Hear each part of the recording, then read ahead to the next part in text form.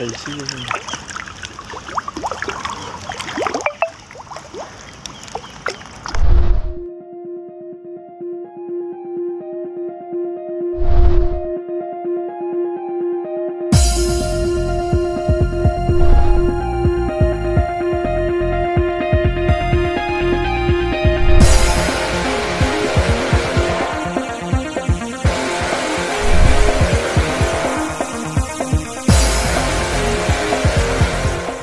Adit, kita baru ketemu lagi nih.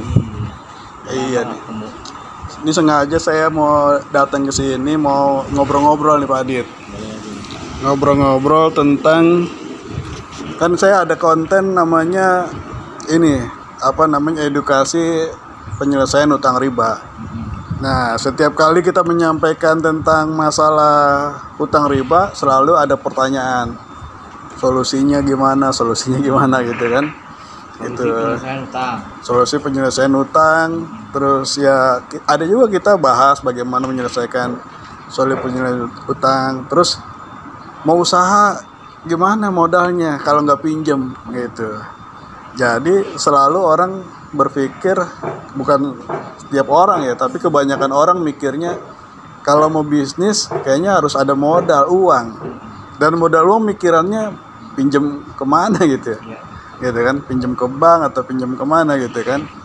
Terus kalau nggak boleh modal riba, terus mau pinjam kemana dong? Nah, jadi kita kesini pengen ngobrol-ngobrol sama Pak Adit. Ya mungkin Pak Adit punya pengalaman, apalagi nih pas nih bajunya nih hidup. Wah, dari sini nih. Hah? Dari kasih teman. Dari kasih teman ya. Komunitas itu ya. Iya, ini komunitas. Nah, hidup berkah tanpa riba. Iya. Jadi kita pengen dengar nih pengalaman Pak Adit membangun usaha lele ya. Usaha lele, Pak. Usaha budidaya lele dan olahan ya. Saya lihat di Facebook tuh banyak itu daging olahan lele gitu kan. Mulainya bagaimana, permodalannya bagaimana gitu. Tapi sebelum itu saya mau ngasih oleh-oleh dulu nih Pak Adit. Gimana nih?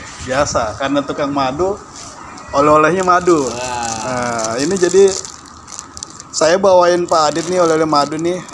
Ini ada 1, 2, 3, 4, 5 jenis rasa madu. Oh, gitu. Itu 5 jenis rasa madu. Ini ada dari madu Sialang Riau, madu hutan, lebah liar. Kemudian ada multiflora. Ini multiflora. Ini dari Purwodadi, ini dari Tuban. Nah, ini ada madu yang kalau saya jual ini paling mahal. Madu keranceng. Oh, madu Lulut. keranceng ya. Ya, trigona. Gitu. Nanti Pak Adit bisa coba. Terima kasih. Pengalaman rasa madu. Betul. Ada yang manis sekali yang anak-anak suka, itu yang coklat-coklat itu loh. Yang multiflora ya. Ya, multiflora tuh. Terus ada yang manisnya ringan. Ada yang asem. Ada yang manis ringan plus asem.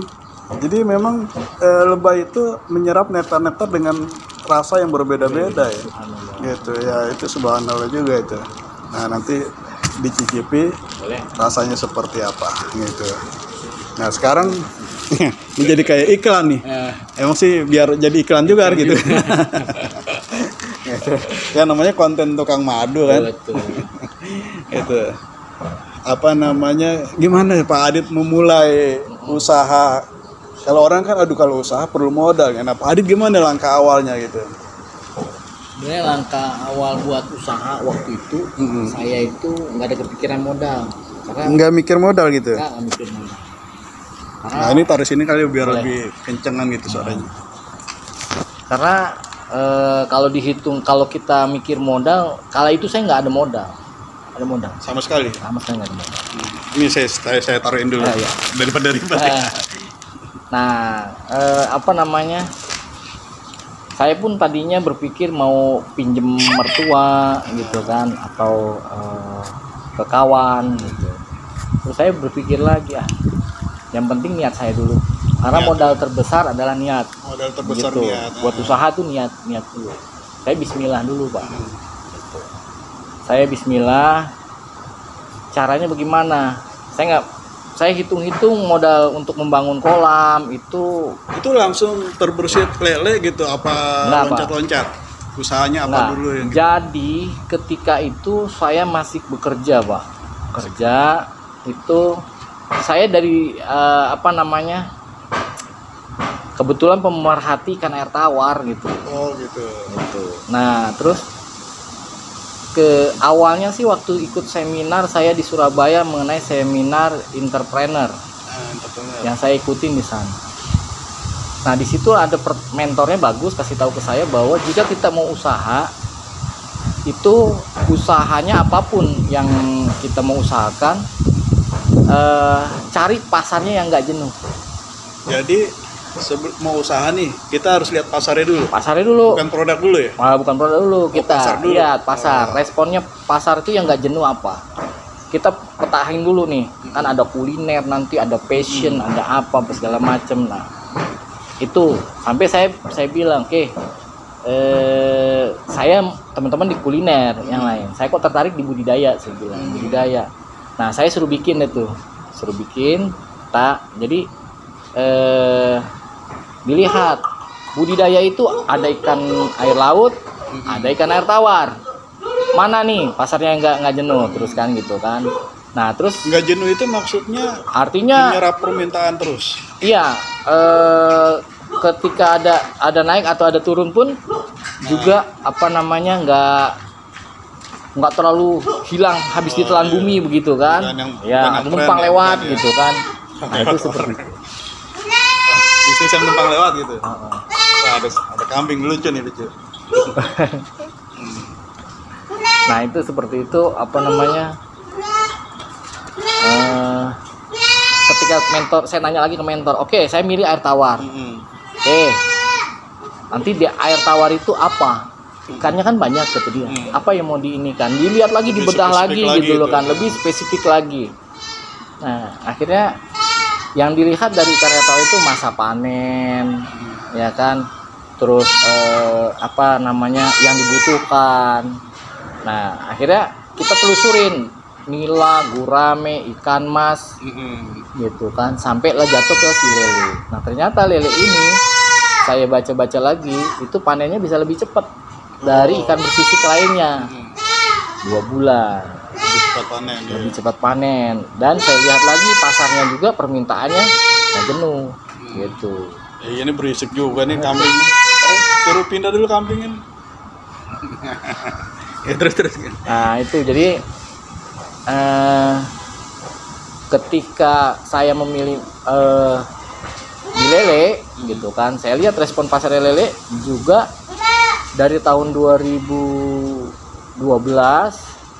sampai 2000 kali itu 2016 itu nggak turun, permintaannya naik terus. Oh, dari Google Trend kan bisa dilihat ya? Ya betul. Juga, ya? Ya dari medsos saya lihat Medsos, itu juga. iya. Nah itu jadi permintaan memang tinggi. Gitu. Nah itulah makanya saya pilih, udahlah saya pilih di lele nih.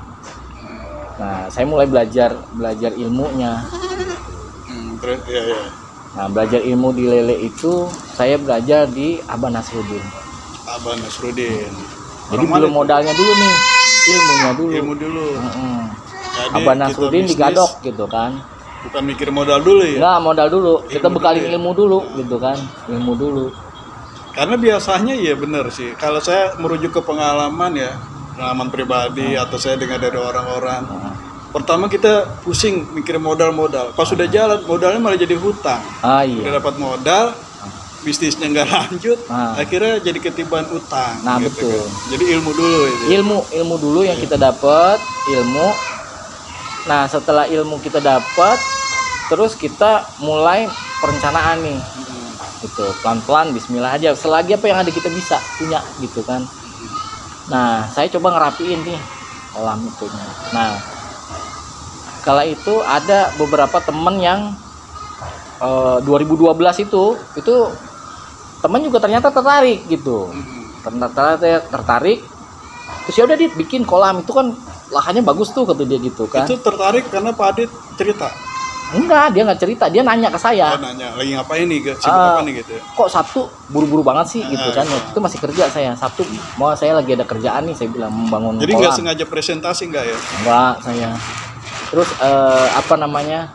Dia lihat lihat kegiatan saya di di WA gitu kan, dia lihat ininya, dia tertarik melihat tuh, udah dateng gitu kan, oh ya main gini cerita, main dia apa, lele sih bilang gitu. Nah rupanya dia baca literasi banyak tuh tentang lele. Nah, akhirnya dia sepakat, saya bikin satu kolam, dia bikin satu kolam. Akhirnya ada Gitu. temen atau barengan tuh. Ada barengan. Tapi dia maksudnya bikin. ini gabung usaha apa masing-masing nih? Masing-masing. Saya punya modal di sini, dia punya modal di sana. Nah modalnya kala itu juga masih gaji. Dari gaji. Dari gaji disisiin gitu. Dari gaji disisiin gitu kan. Nah setelah itu kita udah budidaya itu aja. Jadi ada kita sisipin uang gitu kan, kita budidaya di situ. Nah sampai istilahnya kita itu bisa panen. Nah kala itu panen. Nah panennya kita waktu saya dapat itu sekitar 4 juta. 4 juta. 4 juta setengah kita dapat dari Total penghasilannya. penjualan. Total penjualan gitu. Pengeluaran? Pengeluarannya itu waktu itu sekitar 10 jutaan. Wah, rugi dong. 10 juta itu 4,5 itu untung bersih, Pak. Oh, untung bersih. Untung bersih. Iya. Jadi modalnya 10 juta kita modal kan, ikannya itu kita dapat jual ikan itu sekitar 1,3 ton. Untung bersih 4 juta. Setelah itu untung bersihnya Jadi, 4 juta. Modal 10 juta itu yang disisihin dari gaji ya. Jadi nggak sekaligus, modal sendiri ya. Modal sendiri, bukan dari orang atau apa gitu kan. Disisihkan, Sendiri, nggak sekaligus. Nggak sekaligus, kita Bertahap beli. jalannya. Iya. Bikin kolam dulu gitu, dari bambu gitu, nyicil. Berapa lama itu? Hah? Kan orang pengennya buru-buru nih.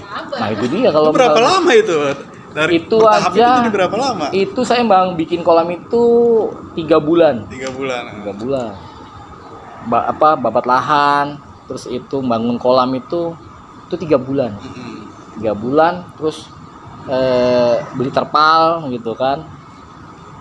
Nah, terus isi air gitu. Nah, itu masih masih proses. Jadi nggak ujuk-ujuk langsung kita udah ada ikannya gitu kan, udah ini buru-buru enggak. Karena sesuai itu gitu. Nah, makanya akhirnya teman saya tertarik juga ngelihat itu, dia bikin itu. Nah, baru itu saya masuk. tadi nih menarik nih. Kan Pak Adit nggak cerita-cerita ke orang-orang ya. Nggak oh saya butuh modal nggak kan gitu kan. Tapi menceritakan sampai kegiatan. hari ini saya nggak bagi dong modal enggak. Tetap. Saya tetap bekerja terus itu. Tapi sambil Pak Adit sambil kerja, saya berjalan, saya ikhtiar langit nggak berhenti, Pak. Satu ikhtiar langit, kedua ikhtiar pasti langit. nih saya duga menceritakan hal itu di medsos. Saya Kegiatan-kegiatannya di ke aktivitas aja, Aktivitasnya. Oh saya alhamdulillah saya hari ini begini gini gitu. Saya Jadi melakukan secara kegiatan tidak begini. langsung ngasih tahu ke orang ya, ini Ya. kegiatan saya begini loh gitu kan. Gitu.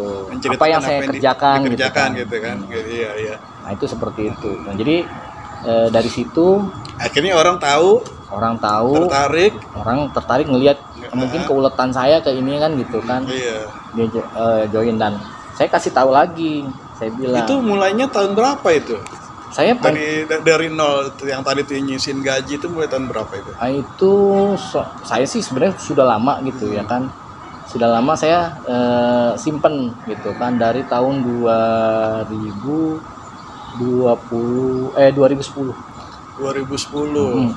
Terwujudnya 2012. 2012 tuh yang dapat untung bersih 4 juta itu. Ya itu main pembesaran pertama kali saya. Berarti 2 tahun ya. Berarti ya harus modal sabar juga ya. Iya. Pelan-pelan berhasil dengan upaya sendiri gitu ya. Iya, dan itu juga artinya saya bekerja sambil usaha lain gitu loh. Sambil ada kerja. usaha lain, ya. Jadi gaji masih tetap ada. Gaji ada sambil usaha lain. Nah, terus ketika itu 2012, 2013 berjalan, alhamdulillah 2014 saya diuji. Allah kasih ujian buat saya. Lalu sebelum ke situ. Jadi kan kadang-kadang orang kena virus entrepreneur nih. Aduh. Begitu dia ngikut seminar, usaha, resign. Pengen usaha gitu kan. Nah, tapi Pak Adit enggak ya? Belum. Kerjaan tetap jalan, usaha merintis ya. Iya, betul. Jadi ibaratnya nggak kena virus motivator belum, gitu ya. Belum kena virus motivator. Nah itu bagusnya gimana nih? Biar fokus berhenti kerja lalu fokus apa yang Pak Adit jalani gitu sambilan. Kalau bagusnya gimana? Bagusnya sih disambi dulu. Sambi dulu karena sampai ibaratnya memang udah passionnya kita nih, baru kita lompat. Sudah teruji ya bahwa kita ulet di sini gitu ya. Jadi jangan sampai gini kan dimotivasi orang tuh cakep gitu kan. Tapi nggak cocok buat dia gitu loh. Ketika dia berhenti benar-benar total bingung, kalap. Orang jadi kan bingung. Jadi apa sedangkan biasanya orang kalau udah berhenti itu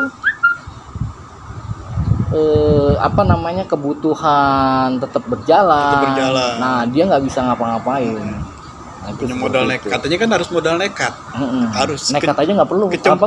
Kejebur dulu ntar baru goyang berangkat gitu. Salah juga ya. Jangan. Kalau bisa jangan seperti itu gitu loh. Jadi semua itu ada hitung-hitungannya gitu. Ini kan bisnis ya. Iya. Bukan dunia gaib ya. Bukan. Nah, iya. Kalau dunia gaib kan terawang-terawangan. Nah, betul. Jadi harus memang diperhitungkan sekali maunya ke arahnya kemana. Nah, yang tadi Pak Adit ada musibah apa tuh yang samping itu? 2014 Allah kirim air ke kolam saya. Banjir. Kita kan kolam butuh air ya, tapi kalau kebanyakan juga kelebihan debit airnya. Sehingga waktu itu mau panen ya. Ikannya hanyut semua. Gitu. Ya udah mau apa lagi? Nah, saya sempat berhenti, teman-teman berhenti juga kan gitu kan. Nah, ini yang harus kita ingat ya, bisnis untungnya belum pasti. Ya kan? Bisa rugi, bisa untung kan. Tapi kalau modalnya pinjam kan tempo pembayarannya udah pasti. Nah, itu kalau saya biasa diskusi sama temen itu kan gini. Ketika kita usaha itu kan ketidakpastian, untung dan rugi. Tapi kita berhutang itu satu kepastian. Jadi bagaimana logikanya kepastian dibayar dengan ketidakpastian? Nah, cakep itu, benar tuh. Itu harusnya logika yang kita pegang itu ya. Iya. Nah, jadi di situ saya sempat berhenti tuh, sempat vakum. Nah, tapi tetap saya memperhatikan itu usaha di lele itu. Kok nggak turun? Nggak ganti usaha terus. Nggak, saya. Ini termasuk ujian ya, ulet apa enggak di situ gitu ya. Nah, ternyata itu luar biasa gitu kan. Nah, akhirnya saya 2017 coba udah gatel lagi gitu kan. Kayaknya nggak bisa nih, saya harus mundur aja, saya bilang gitu. Mundur dari pekerjaan. Karena nggak kepegang kalau saya ini kan. Karena kala itu saya berpikirnya saya belum mampu untuk nyari karyawan. Buat gaji karyawan belum bisa. Dan kala itu juga saya banyak diskusi sama pengusaha-pengusaha. Saya cerita sama mereka, saya ambil ilmu mereka. Nah, ternyata kerjakan usahamu ya dari kecil ya, kamu turun gitu. Kamu harus lakukan. Nanti kamu tahu step by step apanya yang kamu mau perbaikin, mau ini. Trial and error itu wajar nih. Nah, keputusan turun full fokus terjun langsung itu kan setelah merasakan ini usaha ada hasilnya. Iya. Tahu untung ruginya di mana gitu kan, kemampuan kita di mana gitu ya. Betul. Setelah itu baru kita memutuskan udah full deh gitu ya. Iya, udah full. Udah tahu nih gitu kan. Nah, makanya 2017 bismillah tuh saya majuin. Waktu itu belum disetujuin. Tapi saya udah ikut latihan di Abah Nasruddin. Sampai saya mengundurkan, saya tetap berjalan tuh prosesnya. Nah, saya berpikir di perusahaan tadinya kan saya nggak berpikir bahwa kalau perusahaan saya kan kalau mengundurkan diri nggak dapat apa-apa. Gitu. Saya nggak berpikir itu saya nanti dapat pesangon sekian nggak mikirin itu nggak mikir itu. Tapi saya bangun dengan adanya penyisihan gaji saya bangun sedikit saya bikin fondasi, ada duit lagi saya bikin ini gitu. Sampai akhirnya saya benar-benar resign. Ternyata kita matematikanya Allah itu memang luar biasa buat saya. Tiba-tiba iya, perusahaan panggil saya udah keluar, saya serahkan semua nih, Pak, nih ini udah semuanya saya kasihin semua gitu. Spesial pun saya nggak ada ini. Ternyata saya dihitung-hitungin sama manajer keuangannya. Ini ada tabungan koperasi, ada uang masa kerja, ada ini. Nah itu dihitung-hitung ada sekitar 100 juta. Lumayan, Alhamdulillah. Padahal kita nggak mikir itu ya? Enggak, itu kita nggak mikir. Ternyata perusahaan ada menyimpan sesuatu nih gitu kan, yang buat kita nantinya itu. Nah, jadi di situ gitu. Nah, mulai di situ ya saya lebih kencang lagi kan gitu. Nah, lebih kencang di situ. Nah, saya budidaya di situ. Saya akhirnya bisa bangun kolam 9, pertama 12 kolam, terus nambah 4 kolam jadi 15 kolam, terus bertambah sampai jadi 36 kolam. Itu di Kapling Bumi Mandiri waktu itu. Nah, kembali lagi saya punya punya usaha itu,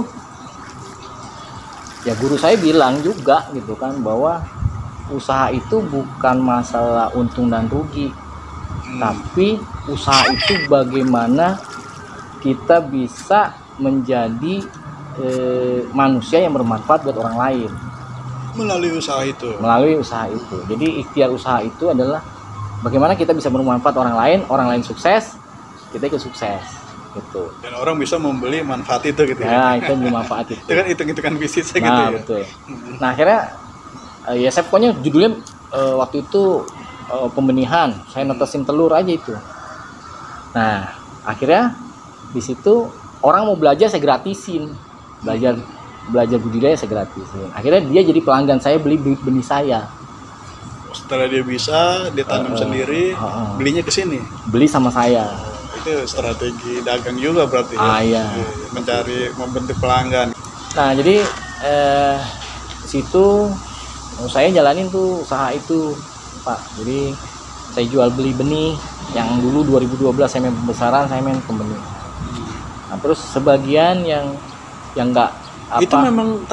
Itu memang direncanakan strategi itu. Betul. Wah, ini caranya saya jual beli benih. Tapi yang mau beli benih kan harusnya peternak juga, berarti saya harus melatih orang jadi peternak. Apa direncanakan gitu, by design gitu? Awalnya saya menjual benih itu karena buat penggunaan sendiri. Awalnya buat main pembesaran sendiri gitu kan, karena saya berpikir ini buat jual konsumsi gitu kan. Nah, terus pengalaman saya dulu juga ternyata saya dibohongin sama pembenih juga, kasihan yang mau mulai baru gitu kan. Nah, akhirnya saya punya itu tadi, dasarnya saya harus bermanfaat buat orang, saya akhirnya benihin gitu kan. Nah, benihin itu orang nanya benihnya apa, jenisnya apa gitu kan. Nah, terus udah itu, boleh nggak saya coba? Boleh, ada yang 500 ekor, 1000, 2000 gitu. Sampai ada yang trust juga beli 10.000 gitu, karena ikannya ternyata bagus pertumbuhannya. Jadi kalau beli benih itu orang bisa order dulu gitu ya? Iya, memang kalau di perikanan sistem order. Saya butuh benih sekian nih gitu. Saya butuh benih sekian, kapan adanya gitu kan. Sama kayak pohon ya, pohon kan gitu, saya butuh bibit sekian. Di pembibitan dulu. Sama. Bibitan itu udah ada yang pesen gitu. Sama juga benih. Pesanan ada pesanan ini gitu. Nah, itu seperti itu. Nah, jadi saya mulai belajar berdagang tuh di situ. Oh nih, customernya ini, saya bilang. Nah, mulai saya bikin customer, saya mengkelompokkan customer. Nah, itu seperti itu. Nah, ya sampai sekarang ini gitu bisnisnya di dulu pemijah, dari nelurin sampai netesin. Nah, sekarang karena saya sudah bikin kelompok sama teman-teman, akhirnya teman-teman itu juga sudah banyak yang melakukan pemijahan juga, tapi tidak ada tempat buat penampungan, sehingga ya udah, saya kan udah marketnya dah ya lumayan ada gitu kan. Ya udah, akhirnya saya berbagi sama teman-teman yang memijah, hasilnya saya yang beli, saya ambil. Nah, itu seperti itu. Dan selama itu juga ya teman-teman merasa terbantu gitu. Jadi kita bekerja sama teman-teman, sama-sama pembudidaya. Mungkin maksudnya bermanfaat bagi orang lain tuh, salah satunya itu. Salah satunya mungkin itu buka lapangan usaha. Ya, nah teman-teman juga akhirnya tergugah nih kan, jadinya dari yang satu, dari kelompoknya cuma 6 orang, sekarang sampai 148 orang. Itu memang harus ada kelompok-kelompok gitu ya?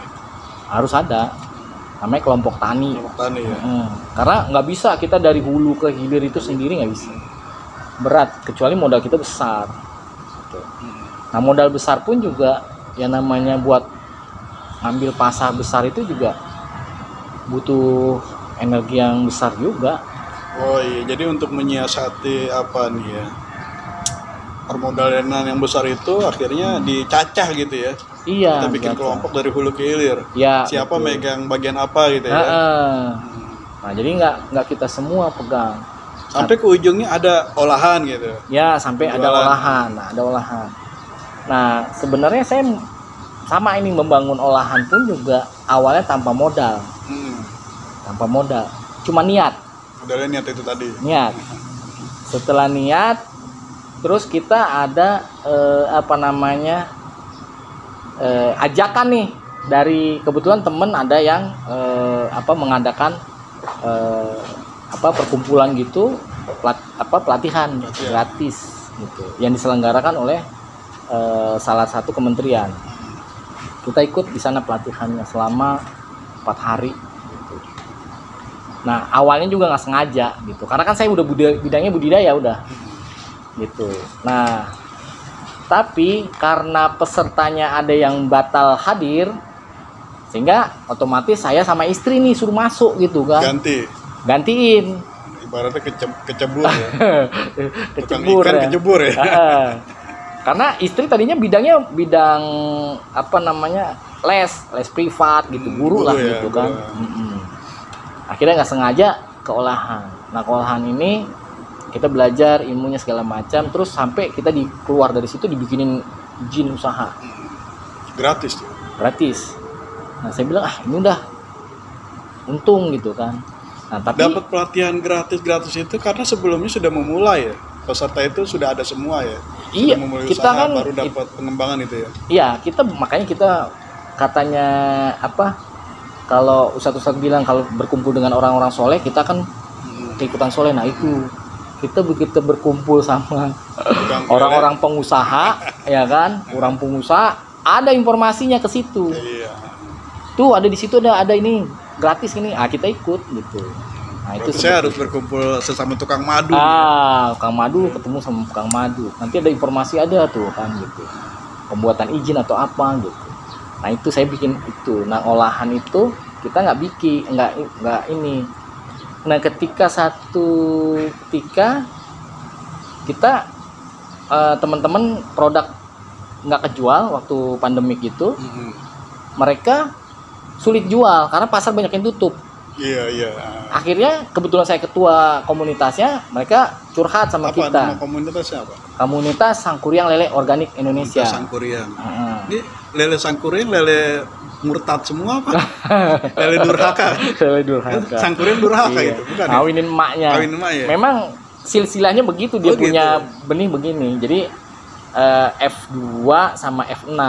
F2 itu indukan dari Afrikanya. F6 anaknya. F6 anaknya, turunan yang ke-6 maksudnya. Turunan ke-6. Nah, dikawinkan ini. Kawin sama induknya. Sama emaknya. Oh, emang benar-benar Sangkuriang tuh ya. Sangkuriang namanya jadi.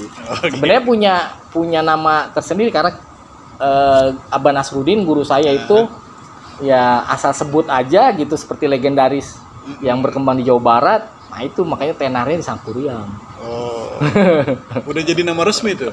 Udah akhirnya diresmiin sama Kementerian Perikanan dan Kelautan. Okay. Jadi resmi. Berarti di luar negeri, Thailand nggak ada tuh lele Sangkuriang. Nggak ada. Ya? Itu dikejar, makanya sampai luar negeri pun datang ke sini ngerasakan dagingnya itu. Gitu. Nah, itu seperti itu. Nah, kita berkembang di situ di olahan itu, terus di olahan lele bumbu awalnya ternyata bisa berjalan, bisa ini. Nah waktu itu istri ngitung-ngitung nih buat Jadi ini terlibat nih, suami istri ini terlibat. jadi mau nggak mau terlibat si istri karena kenapa pandemik sekolahan sekolahan tutup online semua ya. nggak boleh ada les ya kan dia bingung biasa dia dapat uang masukan nggak dapat dia Dapet tuh. dia bingung Sama gimana sekali, ini katanya gitu kan ya gimana udah gimana nih gitu kan kalau ngandelin saya sendiri satu ya otomatis saya juga pasti berdampak karena penjualan pasti sepi saya bilang. Nah saya bilang begitu, nah dia bilang udahlah coba Bismillah aja deh. Ya makanya kamu bantu kembali lagi kepada niat kita yang sebelumnya bahwa ikhtiarnya kita adalah membantu kawan-kawan saya bilang. Kita bantu teman-teman dulu saya bilang. Ini yang ada mereka leleknya suruh bawa dulu nih kita. Nah ini, udah Pak bawa dulu. inspirasi juga nih yang penting nih. Jadi kalau pasangan suami istri harus satu visi, satu perahu satu misi, ya. satu perahu bergerak gitu ya. Betul. Nggak yang satu ke sono, satu ke sini iya. gitu Nggak kan. ketemu nanti. Nggak ketemu ya gitu kan. Nah jadi kalau mau berhasil ya kerjain bareng-bareng. Ya kerjasama. Saling ada mendukung tim. gitu betul, ya. Betul. Oke. Nah itu seperti itu. Jadi ketika itu juga ya udah olahan itu ada. Nah kebetulan istri punya perkumpulan pengajian. Iya biasanya perempuan gitu ya. Yayasannya bikin lomba. Namanya Bunda Tangguh. Istri punya yayasan apa? Enggak, ada yayasan dia yang di tempat perkumpulan pengajiannya itu. Gitu. Nah, bikin lomba. Bunda Tangguh, pas banget namanya itu. Bunda Tangguh gitu. Ditawar-tawarin siapa yang mau ikut gitu. Ya Anda punya usaha gitu. Nah, kebetulan istri saya ini kan punya usaha ya tadi lele bumbu itu, cobain aja diikutin. Terus dia bingung, aku mau ikut apa nih kata dia gitu kan, disuruh ngikut katanya. Gini aja saya bilang, kalau yang lain kan udah ada apa risol apa segala macam. Keripik ya. Keripik gitu. Kalau di Bogor kan satu keripik semua tuh. Saya bilang, kamu yang unik nih saya bilang. Olahan lele saya bilang. Oh gitu, kan kita udah pernah pelatihan saya bilang. Iya juga ya dibilang gitu. Nah coba unik, tapi nanti bisa ngejual nggak nanti? Coba Bismillah aja dulu saya bilang. Akhirnya di situ dia bikin proposal, bikin ini sama presentasi, sama bikin produknya. Ternyata produknya dia diterima di pasar. Itu begitu awal mulanya lele bumbu tuh. Iya, awal lele bumbu udah duluan. Olahan dimsum, kaki naga, abon, bakso itu dari situ gitu. Nah, itu dari produk-produk itu. Nah, itu udah ada pengumuman dinyatakan menang juara 1, dapatlah artinya permodalan tanpa hutang. Hibah berarti. Ya tanpa riba. Tanpa riba. Tetap hutang. Tapi hutang. Tapi tanpa riba. Gitu. Jadi yes. Berarti modal tanpa riba itu sebenarnya ada kan? Ada, banyak Pak. Ya? Banyak gitu. Asal kita istiqomah mau gitu kan. Dia datang sendiri. Bukan ini gitu. Kita ya tadi saya bilang ikhtiar langit juga, istri juga tahajud ini juga ya. Allah kasih kita lewat jalan lain gitu yang tidak terduga-duga, dan itu memang itu. Dan saya dapat modal, dapat distributor. Oh, cakep dong. Jadi yayasan itu jadi distributor kita, Pak. Jadi kita tinggal store barang gitu. Iya. Jadi istilahnya saya bayar utang itu nggak bayar begitu aja. Pokoknya saya bikin produk, nah udah gitu. Nah jadi modal kita dibalikin dia untungnya di sana gitu. Nah terus itu sebagai cicilan selama 10 bulan lunas. Saya punya mesin, punya ini. Kasih pinjaman, dibantu penjualan gitu ya. Iya. Dibantu penjualan kita. Nah itu tadi. Nah itu kan di yayasan itu ya dapat untung dari distribusi itu kan, dari jual beli. Iya, itu, dia pasti jual. Dia kan harga kita ada perjanjiannya. Itu cakep, bukan dapat untung dari bunga kan? Iya betul. Iya, dari hasil jual beli dari itu mestinya gitu ya, kerjasama gitu ya. Iya. Iya. Nah itu jadi sampai akhirnya karena kita udah berhasil terus selesai pembayaran tepat waktu juga, istri tawarin lagi mau nggak. Istri kan nggak biasa berhutang istri saya. Kadang-kadang udah nggak kita biar kasih yang lain. Hutang kemarin udah selesai. Tawarin lagi mau nggak ininya, katakan lihat perkembangannya bagus nih, udah nggak usah, kasih aja yang lain gitu istri saya. Kenapa menolak? Kan biasanya dapat alhamdulillah. Kenapa gitu menolak gitu? Ya karena kita juga melihat dengan kondisi saat sekarang ini dengan modal sendiri aja dah kita udah cukup gitu kan. Kalau kita tambah lagi ya kita bingung aja buat alokasinya apalagi gitu. Oh iya. Jadi lebih baik ya kalau dibilang buat bayar cicilan ya mendingan untungnya buat kita gitu. Kan ada yang dapat modal nih kan beli HP baru kan. Nah, konsumtif lah Kan gitu. alasannya supaya pemasarannya lebih kenceng karena HP-nya baru gitu kan. Terus beli motor baru untuk distribusi kan akhirnya habis buat gitu-gitu aja tuh modal tuh. Jadi kadang-kadang ada orang kemakan sama gengsi. Jadi Bukan ibaratnya dibilang mau lihat wah biar dilihat nih hasil saya usaha saya bisa beli motor begini. Tapi saya sama istri nggak lebih ke situ. Jadi artinya gini, udahlah buat apaan sih nama di mata manusia, kita lebih baik di matanya Allah aja, itu yang lebih mulia seperti itu. Dan itu juga kita ngalamin tenang gitu hidup dan tidak pernah kekurangan. Nah, coba lebih didetailkan lagi nih. Bedanya bisnis tanpa utang riba, bisnis dengan modal sendiri, sama bisnis dengan modal utang gitu. Itu bedanya gimana tuh? Enaknya gimana gitu? Yang Pak Adit jalanin nih. Ya kalau misalnya kita bisnis sendiri itu pakai modal sendiri walaupun kecil ya kita nggak ada beban yang begitu berat, ya kan? Tadi bisnis tidak pasti gitu ya. Ya gitu. Tapi lain halnya kalau misalnya kita ada kawan yang memang punya visi sama misi sama, kita mau melakukan namanya mudarobah gitu kan, sama-sama kerjasama gitu kan. Nah, sirkahnya jalan gitu kan. Itu kan tanpa beban juga gitu. Tanpa beban. Jadi istilahnya untung ya untung, rugi ya rugi gitu. Beda dengan modal utang ya. Beda modal utang. Gitu. Nah, jadi ada yang seperti itu juga ada. Gitu. Contohnya kayak istri saya udah olahan nih, kita kerjasama gitu kan. Terus kita buka satu tempat gitu kan. Nah, tiba-tiba teman istri yang jadi reseller ini kena tipu. Produknya diambil semua. Nah kan nggak jadi berhutang dia. Sama saya sama istri kan nggak berhutang. Ya istilahnya sama-sama ya sudahlah itu. Jangan dijadiin beban. Walaupun dia bilang aduh saya nggak enak nih kan sudah ngambil gini segala macam. Ambil barang terus nggak taunya orangnya hilang gitu aja. Ya nggak apa-apa udah ikhlas. Ya mungkin kita niatin sedekah rame-rame gitu kan. Udah biarin aja. Nah ada sih begitu Pak. Gitu. Tapi namanya usaha ya pastilah ada usaha kita kena tipu pasti ada. Pasti gitu. ada ya. Pasti. Nah tapi kalau ketika kita berhutang apa nggak pusing itunya? Iya. Nah itu. Utang modal harus dibayar, kan utang harus dibayar. Terus tadi dibayar. Barang hilang gitu. Barangnya hilang gitu kan. Nah dia nggak mau tahu, yang ada pasti marah-marah. Nah kita kan enggak. Gitu. Nah itu aja sih.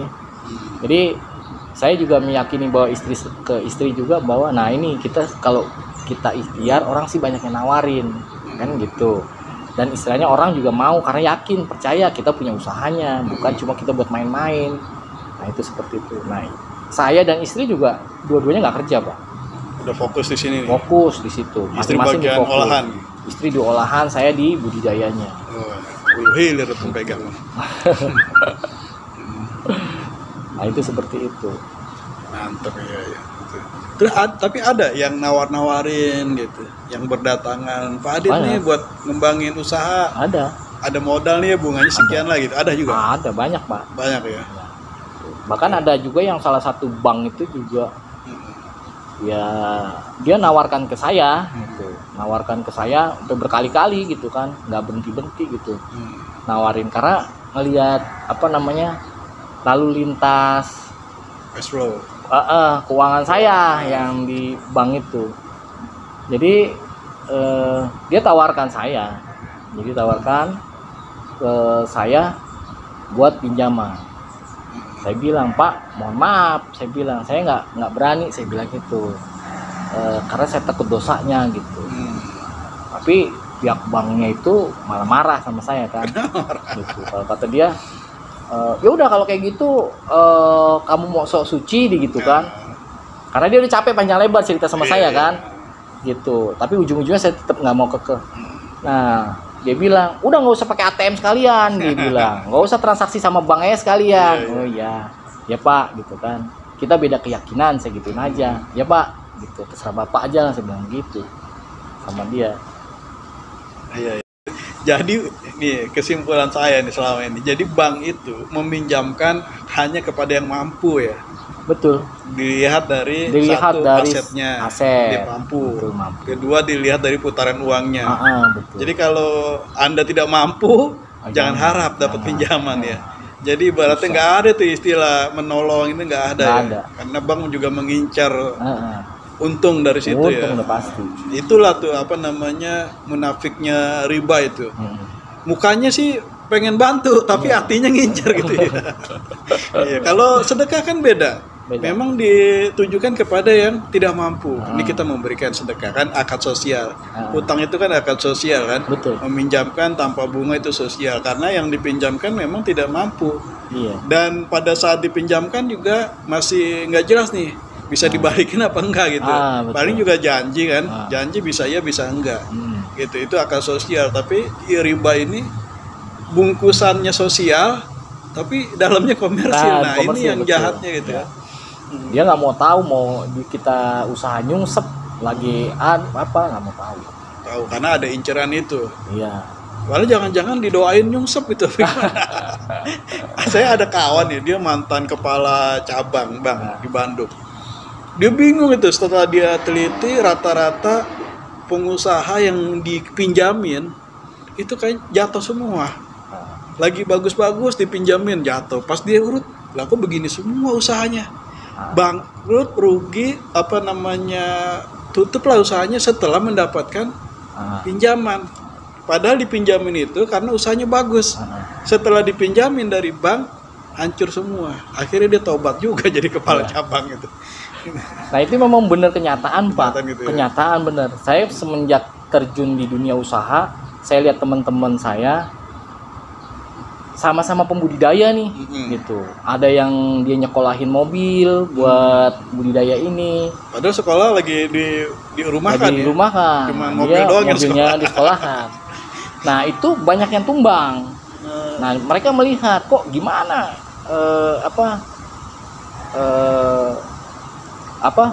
kamu bisa tetap eksis budidaya begini gitu kan. Ibaratnya saya dulu pernah sakit Pak. Jadi setelah saya 2019 ujian lain nih ujian lain banjir tuh, nih. Ya 2019 tuh saya sakit gagal ginjal. Kurang minum kali ya kayaknya begitu. Apa karena main di air mulu nggak berasa haus? Nah itu kayaknya kurang. Nah 2019 saya sempat vakum selama 6 bulan. Jadi modal habis tuh, dipakai tuh selama buat konsumsi, buat berobat, buat ini gitu kan selama 6 bulan itu. Nah tapi ya karena niat kita baik, saya cuma pesan sama istri gini, istri kan kamu udah sehat, bismillah saya bilang, kita niatnya baik saya bilang gitu. Nah saya ngalamin ya perjalanan spiritual lah kalau itu gitu kan, ya sama Allah gitu kan. Ketika kita mau menemui ajal sakratul maut gitu kan, itu udah sebenarnya kayak udah sakratul maut, udah nggak bisa ngapain Pak, gitu kan. Saya panggil sama istri saya, dokter udah angkat tangan karena saya harus wajib cuci darah. Kalau enggak ya tinggal menghitung lah gitu kan. Karena jadi sekarang cuci darah? Enggak. Oh enggak ya. Karena udah normal. Itu barang-barang saya sedekahin semua Pak. Semua saya sedekahin. Sampai saya telepon, itu ada benih saya yang lele konsumsi benih itu, tolong bagi-bagi ada saya bilang itu. Bagi-bagi ada saya bilang. Saya nggak pikir lagi, udah untung untuk pikiran saya tuh udah besok bakal dikapanin aja saya. Gitu. Nah ketika itu ada kawan saya dulu bekas di kantor itu ngasih tahu nih, coba ke pengobatan alternatif ya. Pengobatan al-ikhlas, bener-bener ikhlasnya di situ. Saya dibawa digotong di situ. Nah itu hanya pengobatan doa doang, jadi pakai air. Yang tadinya kan ada tindakan juga di sana, dioperasi itu juga. Nah saya belum sempat dioperasi. Begitu saya mau jadwalnya operasi, ternyata saya hanya terlambat karena nunggu adik saya gitu kan, nggak ini. Akhirnya saya nggak dioperasi di sana, di ini kan. Di alternatif itu ada tindakan operasi? Ada tindakan juga. Jadi kayak kedokteran juga lah gitu kan. Tapi gratis, nggak bayar. Kita bayar sedekah doang. Itu saya tadinya sholat tidur, terus berobat di situ, berapa lagi terapi itu lama-lama. Itu tahun berapa itu? 2019, Pak. 2019. Nah, terus sampai saya akhirnya udah agak sehat, udah bisa berdiri, udah bisa ini. Terus saya cek di lab. Gitu kan katanya suruh dicek di lab, Bang. Ginjal saya normal lagi. Karena sedekah itu. Iya, ya ini bedanya sedekah sama riba. Kalau pakai riba hancur, kena penyakit, binasa gitu ya. Kalau sedekah malah lebih baik ya, semakin baik gitu. Nah, apa namanya? Karena saya buat begitu, saya ini juga, nah teman nyarikan lahan di sini nih. Nah, saya dikasih gratis ini, Pak. Ini ya. Awalnya setahun pertama tuh gratis. Kalau dihitung modal kan lumayan. Lumayan ini. Saya hanya ganti terpal. Ketika saya mikir modal terpal, tadinya emang di mana sebelum di sini? saya di Kafling Bumi Mandiri di Tambun. Oh, Tanah sendiri. Terus pindah sini. Ya, ke sini karena kan waktu itu fisik saya nggak kuat. Akhirnya ya udahlah saya cari daerah-daerah sekitar sini. Akhirnya dapatlah sekitar sini. Gitu. Nah, ya alhamdulillah juga saya namanya niatnya baik gitu ya. Ini juga kawan ada ya, udah lah Dit, tenang aja, saya beliin terpal gitu. Nah, sampai dari usaha ini aja saya bisa bayar utang ke ini, Pak, ini buat ganti terpalnya gitu, buat uang terpal. Nah, sampai sekarang ini seperti itu. Tapi ini sebenarnya sewa ya, per tahun apa gimana?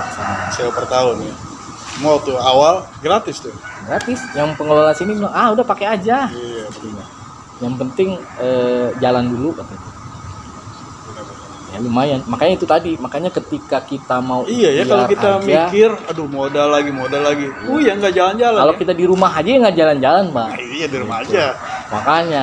Tapi kalau kita jalan keluar, udah ketemu sana ketemu sini, ada jalan keluar, ada solusi. Allah itu ya. maha memberi rezeki gitu. Siapapun hambanya yang mau usaha pasti ada. Gitu. Bahkan saya teman-teman juga di sini, teman saya itu nggak ada modal, nggak ada modal. Terus saya bilang pengen ikut budidaya gini, ya udah. Saya bilang ini jadiin kolam kamu aja, tuh benih-benihnya kamu jual dari saya harga sekian. Jadi kayak reseller. Jadi dia datang ke sini ada tamunya ini, ya alhamdulillah saya bisa bantu teman-teman. Jadi seolah-olah nih kolam dia yang satu ini gitu. Ini semua seakan-akan kolam dia. Seakan kolam dia. Iya. Dia harus buktikan di penjualan dulu gitu ya. Iya, jadi dia istilahnya ke customer dia mungkin ini kolam saya gini-gini gitu. Ya udah saya diem aja, nggak. Kalau dia ada customernya dia ya sudah. Gitu. Nah dari situlah teman-teman saya bisa ya dapat keuntungan dari situ. Ini anak buah saya nih gitu kan. Padahal yang punya ya. Ini anak buah saya. Dit, tolong ganti air gitu ya. Dalam hati enak aja lu nyuruh-nyuruh ya. Dia kadang apa namanya kayak saya sama ABK gitu kan. Dia laporannya ABK apa ABK? ABK anak buah kolam, pekerja kolam. Kira anak buah kapal. Anak buah kolam. Ya. Nah dia di situ. Jadi ya dari situ aja jadi teman-teman bisa menginspirasi, makanya saya di kelompok itu bantuan yang luar biasa memudahkan dia jualan kan. Iya betul, saya makanya dibanding dia bikin kolam dulu modal bikin lagi. Kolam dulu dia repot kan. Nah kalau udah ada marketnya udah kan udah tuh bikin sendiri gitu. Nah makanya saya bilang coba kalau misalnya kita mau usaha tapi itu ngumpulnya di warung kopi usaha enggak gosip saya bilang. Multi level biasanya yang begitu tuh. Ngumpul di warung kopi, ngobrol-ngobrol multi level itu biasanya kan. Gitu. Jadi berangan-angan doang gitu. Nah, kita datengin teman-teman punya usaha, misalnya kayak Patris nih kan, ada madunya. Udah Patris, gimana nih madunya nih? Pura-puranya bikin konten gitu ya. Padahal mah nawarin madu kan gitu. Nah, itu juga bisa seperti itu juga. Jadi artinya banyaklah jalan untuk kita bisa usaha tanpa modal gitu. Iya betul. Kayak begitu, udah banyak gitu kan. Nah tinggal nanti kalau kita begitu udah cocoknya di mana, kayak Patris di madu, saya di budidaya lele sama olahan. Nah udah kita berjalan di relnya masing-masing. Nah itu ada aja. Iya kan setiap orang itu mendapatkan sesuatu yang dimudahkan buat dia itu. Kalau nggak salah itu saya pernah dengar kan. Kulun muyasarun lima khuliqalahu. Setiap sesuatu dimudahkan. Kalau udah rezekinya dimudahin. Gitu gimana caranya pasti dapat gitu. Kalau udah bukan rezekinya, ya mau jungkir balik gimana ya nggak bisa, nggak kena. Iya gitu. betul. Sampai satu istri saya begini, ini olahan istri saya. saya market ya kan, tapi ketika lucu orang kalau kebanjiran order happy dong, dia kebanjiran order dia nggak happy. Kalau kata dia stop udah jangan jual lagi. Enak bisa begitu ya. Pegel, saya nggak berhenti kata dia gitu kan, karena betul orderan terus begini ininya. Iya. Nah sampai istilahnya ya sudah, saya batas kemampuan ya situ aja. Bagi orang yang mau usaha nggak usah mikirin modal dulu ya. Jangan mikirin modal Pak, yang penting ilmu dulu. Itu dapat. Nah modal itu Allah pasti kasihkan gitu. Betul, di dalam sistematika solusi riba itu solusi keilmuan. Satu, solusi keilmuan. Orang yang sudah tahu ilmunya tentang riba, dia bisa ngerem ya kan. Dia bisa memilah-milah mana keinginan, mana kebutuhan, mana gengsi, mana yang urgen gitu kan, karena dia tahu ilmunya. Kedua, dengan tahu ilmunya juga dia bisa milah-milah nih uang apa, nih skemanya bagaimana. Akhirnya ya nggak kena riba kalau sudah tahu ilmunya. Terus kalau sudah tahu ilmunya tadi bagaimana menjalankan usaha tanpa modal riba. Jadi yang namanya solusi itu bukan harus selalu uang gitu kan. Iya betul. Yang paling penting adalah ilmu. Kan ilmu nurun, ilmu betul. Itu cahaya. Begitu dapat cahaya, terang kelihatan semua jalan gitu kan. Cerah pokoknya kita ngeliatnya, wah iya juga ya gitu. Iya betul ya. Tapi kalau kita nggak ada ilmunya, wadah gelap gitu. Pentok-pentok kita kepala. Pentok ya. Jatuh lagi kan gelap gitu ya. Meskipun dikasih modal berkali-kali, ya nggak akan bisa berkembang. Jadi modal yang paling utama ilmu betul.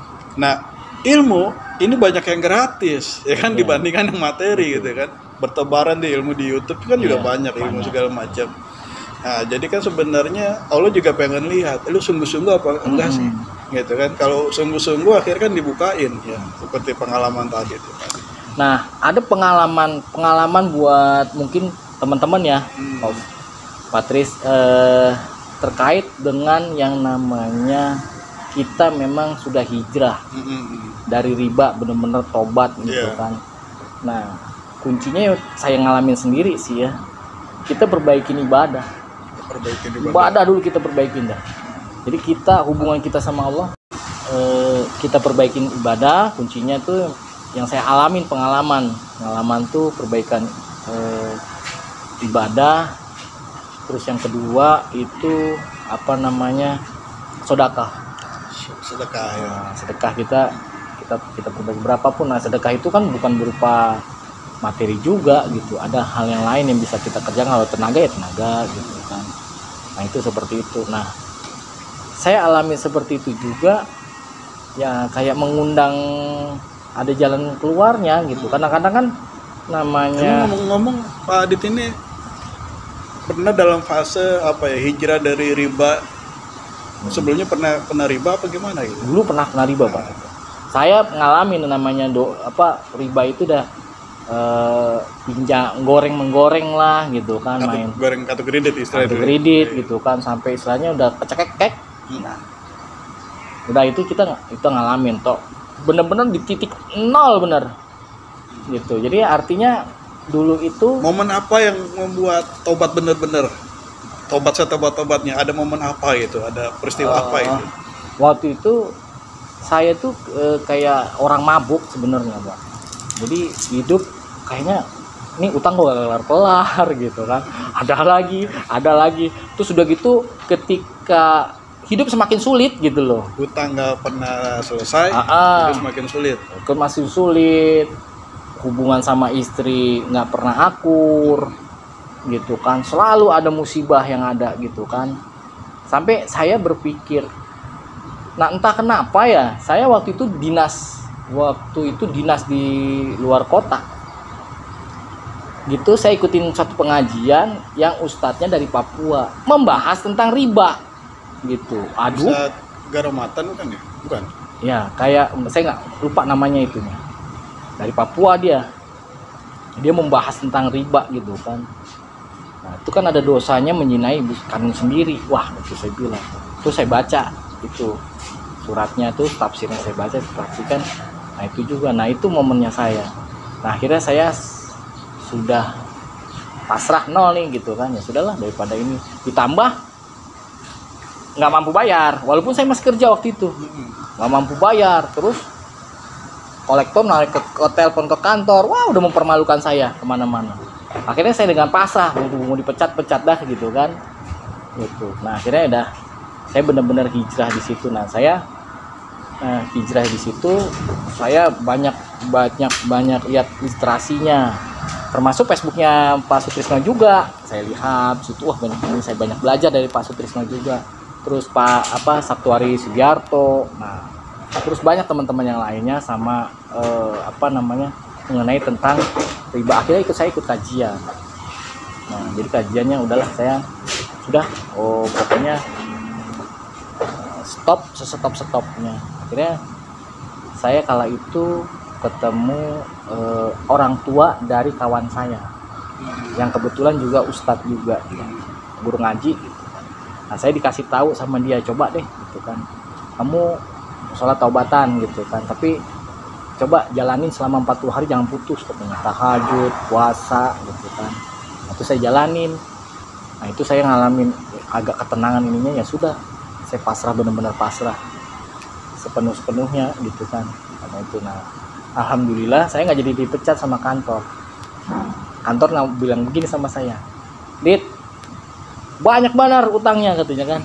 Ya gimana Bu, ini kamu konsumsi sih gini. Iya Bu, saya bilang, kamu berhenti ya, emang niatnya udah berhenti Bu, saya bilang gitu. Kalau nggak berhenti saya udah bayar terus, ini udah berapa bulan, ya udah utangmu saya lunasin gitu. Tapi kamu bantu saya di perusahaan ini, jangan keluar. Oh iya siap Bu gitu kan. Itu perusahaan yang baik begitu tuh. Gitu kan, dibayarin lunas, semua dibayarin sama dia.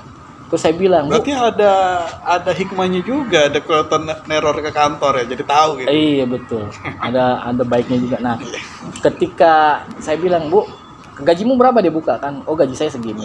Wah kalau dipotong buat cicilan kurang dong. Iya. Udah saya naikin lah gajimu gitu kan. Jadi sebenarnya saya nyicil, saya nggak nyicil sebenarnya berarti. Cuma dari kenaikan gaji saya itu yang saya ini kan. Nah, sampai saya benar-benar udah lunas. Itu akibat dari itu tadi sholat taubat, kita Ya hijrah. ikhtiar itulah, ikhtiar langit gitu ya. Ikhtiar langitnya itu kita jalanin itu juga, walaupun memang resikonya adalah besar. Saya digugat cerai sama istri, Pak. Pernah gitu. Pernah digugat cerai. Tapi kan nggak jadi kan? Jadi memang udah, ya kita memang udah nggak jalan. Istri yang sekarang? Ya istri saya yang baru. Oh gitu. Jadi 2011. 2010 saya putusan. 2011 saya dapat istri gitu kan. Gitu. Lalu jadi ini saya menyerap ini dulu nih pelajarannya nih kan. Kan saya bikin begini-gini tuh, jadi saya jadi banyak belajar. Gitu. Ini hikmahnya pandemi ini gini. Kalau sebelum pandemi saya banyak ngomong. Tapi setelah pas pandemi, aduh mau ngomong kumpul-kumpul nggak bisa. Ya udah kita bikin konten. Nah, saya pas lagi mau bikin konten mikir, aduh saingan sama ustadz nih. Kalau saya ceramah, saya nggak pakai ceramah, saya ngobrol-ngobrol aja. Jadi tapi malah dapat ilmu banyak gitu dari ngobrol-ngobrol gini. Iya. Seperti sekarang nih. Jadi gini, ketika kita terpuruk riba, ya udah jatuh, udah nggak tahu gimana, itu solusinya itu bukan duit, ya bukan duit. Mbak. Ini siapa yang mau bayar utang saya bukan? Jadi ya. Duit itu siapa yang mau ngasih? Betul. Kan? Orang lagi jatuh, siapa yang ngajakin bisnis? Orang lagi jatuh, siapa yang percaya, gitu kan?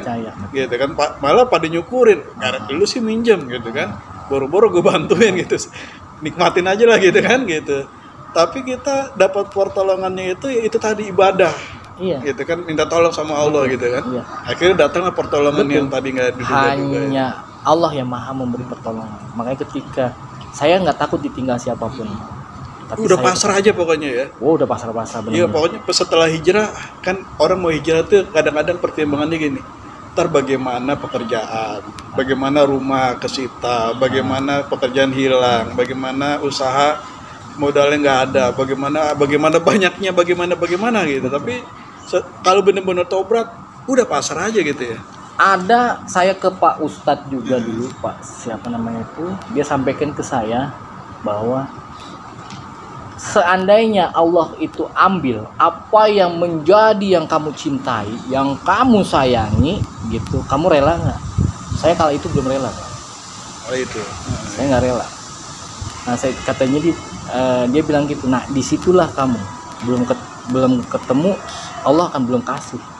Belum ditolong. Belum ditolong. Iya, karena belum percaya sama. Tapi begitu saya bilang, Pak Ustadz, baru pusing kepala saya, Pak Ustadz bilang gitu kan, kagak bisa tidur saya bilang gitu. Nah gimana kasih amalan saya, dia bilang. Nggak ada amalan, dia bilang.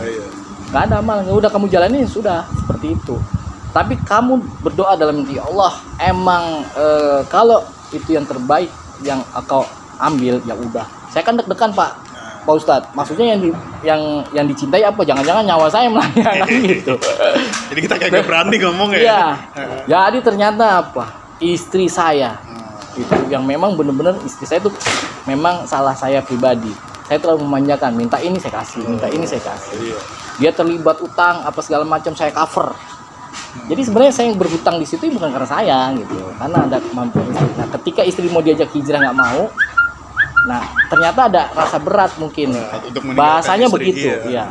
Tapi begitu saya udah jalanin selama 40 hari itu, saya benar-benar pasrah penuh. Ya Allah, ampunilah segala dosaku ya Allah.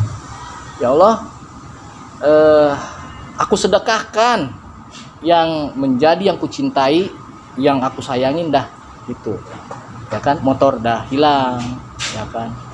Nggak taunya datang surat gugatan cerai.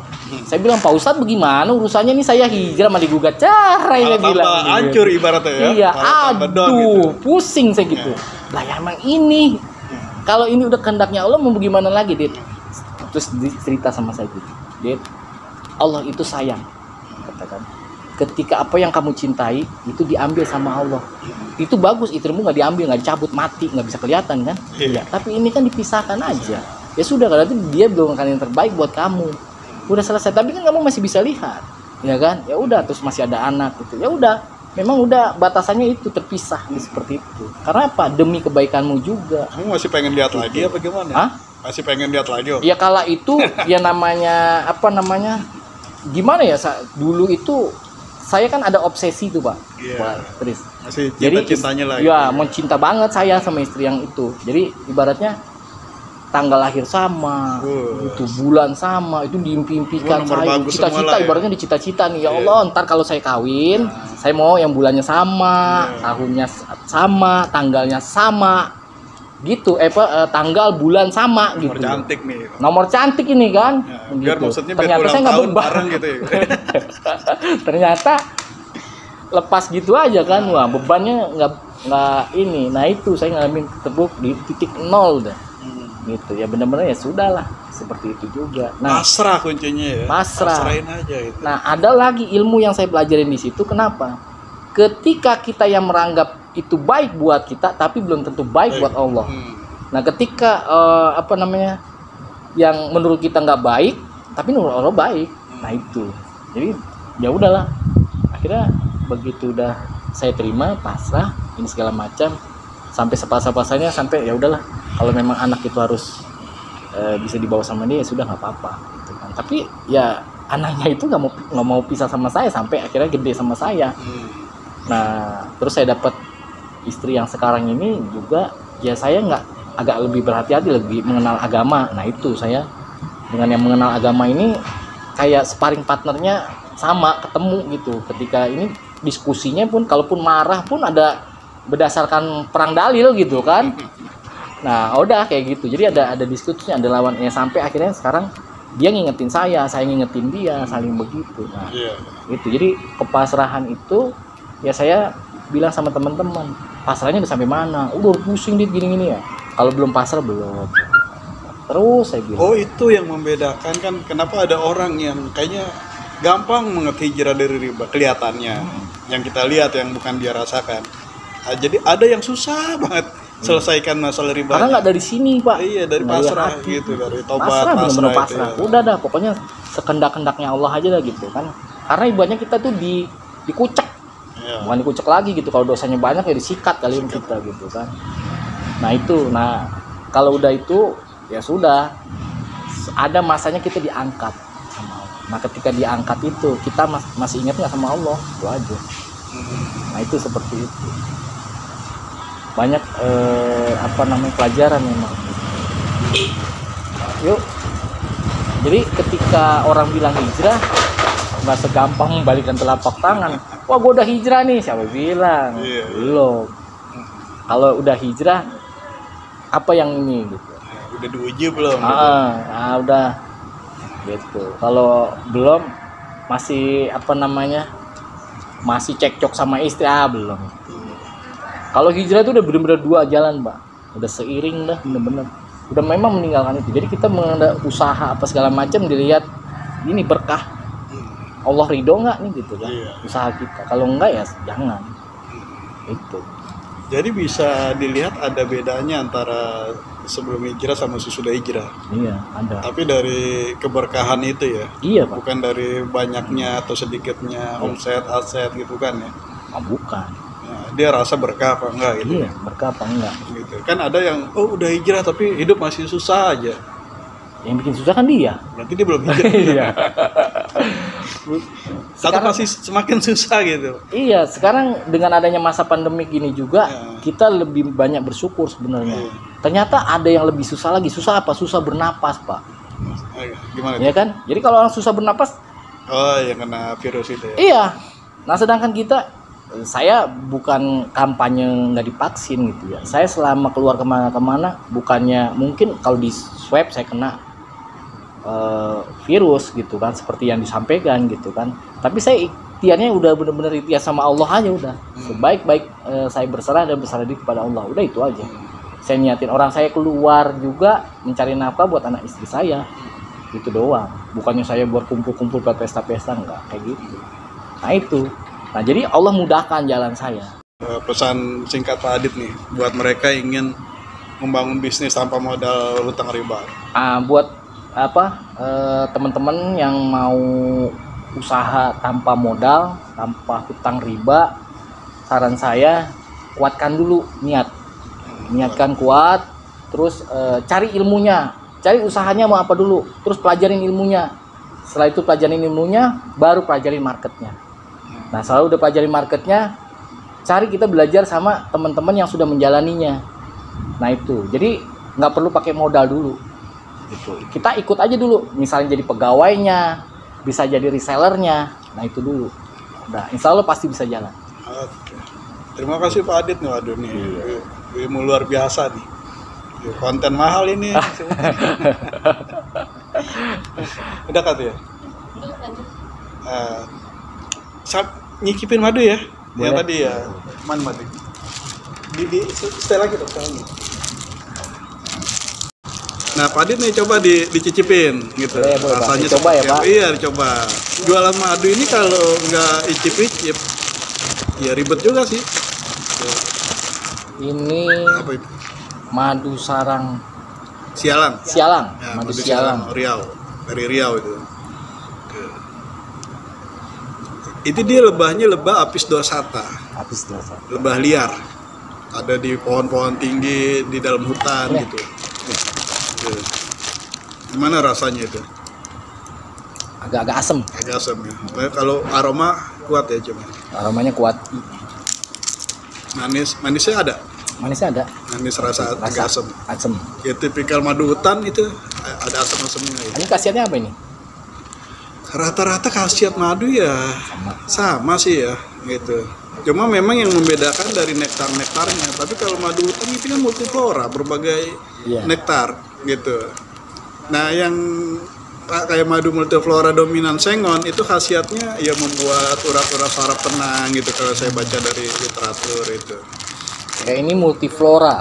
Ya multiflora itu berarti dari macam-macam bunga. Bermacam-macam bunga, tapi ada dominannya. Ada yang dominannya rumput karena gitu. lebih banyak nektar rumput gitu.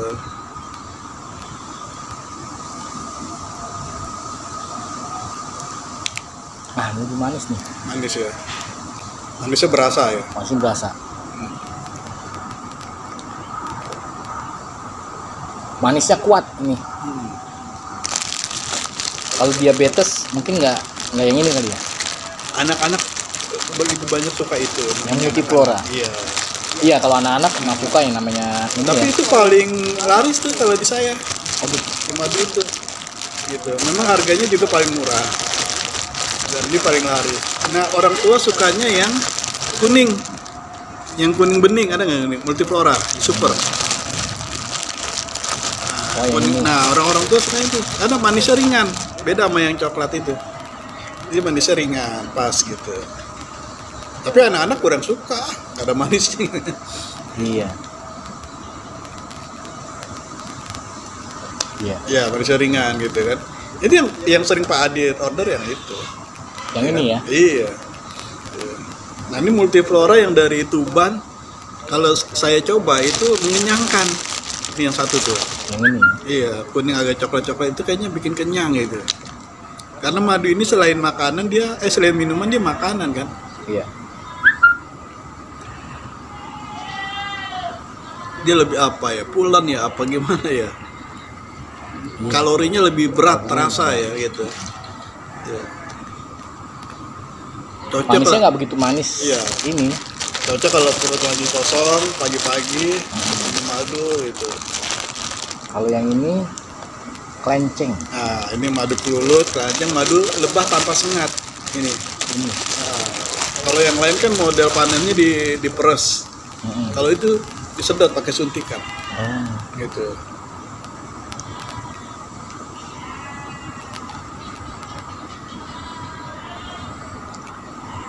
Lebih asam nih ya. Asamnya aja berasa ke sini. Iya. Lebih Iya, asam. lebih asam memang rasanya asam-asam segar gitu. Apalagi lebih enak itu diaduk pakai air. Air hangat gitu, jangan air panas, air hangat gitu kan. Ya, lebih berasa banget asamnya. Iya. Berasa asam. Manisnya sama sekali nggak ada. Ada manisnya Sedikit ya? Sedikit. Nah, itu madu apa keranjang Asam gitu. manis tapi asamnya lebih. Nah, ini yang paling mahal. Oh gitu. Madu keranjang. Dia per kilo apa per ini Pak? Kalau saya jual kilo, kan ada yang jualnya liter ya. Tapi karena saya nggak ada gelas ukur, saya pakai kiloan. Gitu. Ditimbang gitu. Iya, itu kalau keranjang itu per kilonya paling murah itu 350. Paling murah. Iya, paling murah. Saya jual itu 500 gram ya. Pernah ada yang beli itu 250.000. 500 gram. 500 gram. Kalau yang dia peminum madu ya memang dia tahu madu mahalnya keranjang. Memang rasanya juga beda gitu. Memang apa namanya madu itu kan ya kayak kemarin tuh ginjal itu saya juga banyak minum madu ini juga sari Untuk kurma madu lukanya ya, merawat lukanya. Oke, dekat.